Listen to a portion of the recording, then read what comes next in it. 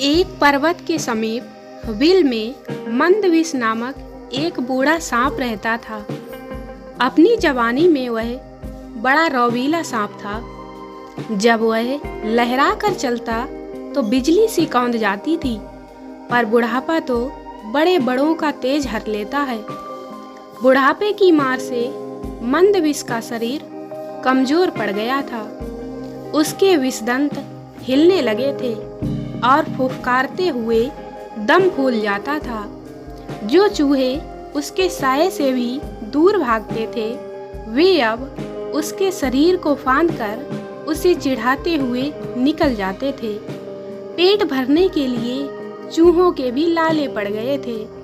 मंदविष इसी उधेड़-बुन में लगा रहता कि किस प्रकार आराम से भोजन का स्थायी प्रबंध किया जाए। एक दिन उसे एक उपाय सूझा और उसे आजमाने के लिए वह दादुर सरोवर के किनारे जा पहुंचा। दादुर सरोवर में मेढकों की भरमार थी। वहां उन्हीं का राज था। मंदविष वहां इधर उधर घूमने लगा। तभी उसे एक पत्थर पर मेढकों का राजा बैठा नजर आया। मंदविष ने उसे नमस्कार किया। महाराज की जय हो। मेढक राज चौंका, तुम तो हमारे बैरी हो, मेरी जय का नारा क्यों लगा रहे हो? मंदविष विनम्र स्वर में बोला, राजन, वे पुरानी बातें हैं। अब तो मैं आप मेढकों की सेवा करके पापों को धोना चाहता हूँ, श्राप से मुक्ति चाहता हूँ। ऐसा ही मेरे नाग गुरु का आदेश है। मेढक राज ने पूछा, उन्होंने ऐसा विचित्र आदेश क्यों दिया? मंदविष ने मन घड़ंत कहानी सुनाई। राजन, एक दिन मैं एक उद्यान में घूम रहा था। वहाँ कुछ मानव बच्चे खेल रहे थे। गलती से एक बच्चे का पैर मुझ पर पड़ गया और बचाव स्वभाववश मैंने उसे काटा और वह बच्चा मर गया। मुझे सपने में भगवान श्री कृष्ण नजर आए और श्राप दिया कि मैं वर्ष समाप्त होते ही पत्थर का हो जाऊंगा।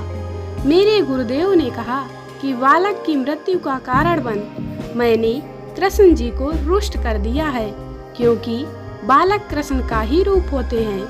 बहुत गिड़गिड़ाने पर गुरुजी ने श्राप मुक्ति का उपाय बताया है।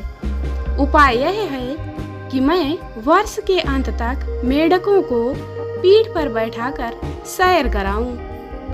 मंदविष की बात सुनकर मेढक राज चकित रह गया। सांप की पीठ पर सवारी करने का आज तक किस मेढक को श्रेय प्राप्त हुआ? उसने सोचा कि यह एक अनोखा काम होगा। मेढक राज सरोवर में कूद गया और सारे मेढकों को इकट्ठा कर मंदविष की बात सुनाई। सभी मेढक भौचक के रह गए। एक बूढ़ा मेढक बोला, मेढक एक सर्प की सवारी करे, यह एक अद्भुत बात होगी। हम लोग संसार में सबसे श्रेष्ठ मेढक माने जाएंगे। एक सांप की पीठ पर बैठकर सैर करने के लालच ने सभी मेढकों की अक्ल पर पर्दा डाल दिया था। सभी ने हाँ में हाँ मिलाई। मेढक राज ने बाहर आकर मंदविष से कहा, सर्प, हम तुम्हारी सहायता करने के लिए तैयार हैं। बस फिर क्या था, 8-10 मेढक मंदविष की पीठ पर सवार हो गए और निकली सवारी। सबसे आगे राजा बैठा था। मंदविष ने इधर उधर सैर कराकर उन्हें सरोवर तट पर उतार दिया। मेढक मंदविष के कहने पर उसके सिर पर से होते हुए आगे उतरे। मंदविष सबसे पीछे वाले मेढक को गप्प से खा गया। अब तो रोज यही क्रम चलने लगा। रोज मंदविष की पीठ पर मेढकों की सवारी निकलती और सबसे पीछे उतरने वाले को वह खा जाता था। एक दिन एक दूसरे सर्प ने मंदविष को मेढकों को ढोते देख लिया। बाद में उसने मंदविष को बहुत धिक्कारा। अरे, क्यों सर्प जात की नाक कटवा रहा है? मंदविष ने उत्तर दिया, समय पड़ने पर नीति से काम लेना पड़ता है। अच्छे बुरे का मेरे सामने सवाल ही नहीं है।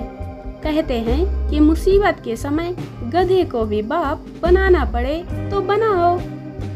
मंदबिस के दिन मजे से कटने लगे। वह पीछे वाले मेढक को इस सफाई से खा जाता कि किसी को तनिक भी पता न लगता। मेढक अपनी गिनती करना तो जानते नहीं थे, जो गिनती करते और इस माजरा को समझते। एक दिन मेढक राज बोला, मुझे ऐसा लग रहा है कि सरोवर में मेढक पहले से कम हो गए हैं, पता नहीं क्या बात है। मंदबिस ने कहा, हे राजन, सर्प की सवारी करने वाले महान मेढक द्वारा राजा के रूप में आपकी ख्याति दूर दूर तक पहुंच रही है। यहाँ के बहुत से मेढक आपका यश फैलाने दूसरे सरोवरों, तालाबों व झीलों में जा रहे हैं। मेढक राज की गर्व से छाती फूल गई। अब उसे सरोवर में मेढकों के कम होने का भी गम नहीं था। जितने मेढक कम होते जाते, वह यह सोचकर उतना ही प्रसन्न होता कि सारे संसार में उसका झंडा गड़ रहा है। आखिर वह दिन भी आया जब सारे मेढक समाप्त हो गए, केवल मेढक राज रह गया।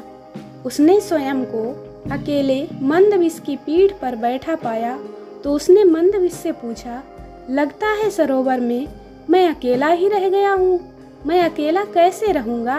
मंदबिस मुस्कुराया, राजन आप चिंता न करें, मैं आपका अकेलापन भी दूर कर दूंगा। ऐसा कहते हुए मंदबिस ने मेढक राज को भी गप से निकल लिया और वहीं भेज दिया जहां सरोवर के सारे मेढक पहुंचा दिए गए थे। इसलिए दोस्तों, कभी दुश्मनों की बात पर भरोसा नहीं करना चाहिए। दोस्तों, वीडियो को लाइक करें, शेयर करें, चैनल को सब्सक्राइब जरूर करें। मिलते हैं अगले वीडियो में, तब तक के लिए बाय बाय।